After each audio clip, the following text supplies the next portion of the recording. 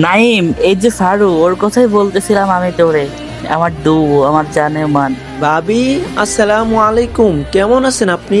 এই তো ভাইয়া, আলহামদুলিল্লাহ ভালো। আপনি কেমন আছেন? হ্যাঁ, আলহামদুলিল্লাহ ভালো। আচ্ছা, আমি তোমাকে যেন কার সাথে দেখছিলাম মনে হইতেছে আমার। মানে কি, কার সাথে দেখছস? হ্যাঁ বন্ধু, ওরে আমি আরেকটা। দাঁড়া নাইম, আসতেছি, আব্বু কল। আরে আরে, অফলাইন চলে গেল।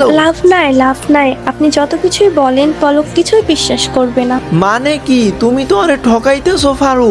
আরে চুপ করেন তো, কিসের ঠকাইতেছি? এই তো আমার ডুও চলে আসছে। আরে সত্যি তো, পলকের সাথে ডু থাকা সত্ত্বেও তুমি আরেকটা গোপনে ডু বানাইলে কিভাবে? আপনি সেটা বুঝবেন না। কি হয়েছে ফারু? আর নাইম কে? তুমি ওর গ্রুপে কি করো? আরে আর বইলো না, পলকের ফ্রেন্ড নাইম টিকটকার। আরে তুমি আমাকে অপমান করে কথা বলতেছো কেন? আরে তোরে অপমান করবে না তো কি করবে?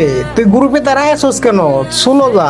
আরে বাদ দাও তো, হাজার হোক পলকের ফ্রেন্ড। তুমি কিন্তু ফারু একদমই কাজটা ঠিক করতেছো না। পলককে কিন্তু তুমি ঠকাইতেছো।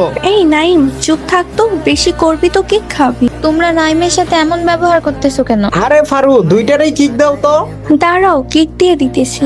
কিক মারলা কেন? দাঁড়াও, আমি চলে যেতেছি। কিক দিও না। সত্যি কিক মারলো? কি ব্যাপার? এটা পলক না? পলক আবার হঠাৎ আমাকে অ্যাড দিল কেন? আচ্ছা যাই তো দেখি। নাইম, তুই আমার গার্লফ্রেন্ডে পছন্দ করস, তুই আমার আগে বলবি না? মানে কি, কি বলতেছস তুই? আমি কেন তোর গার্লফ্রেন্ডে পছন্দ করতে যাব?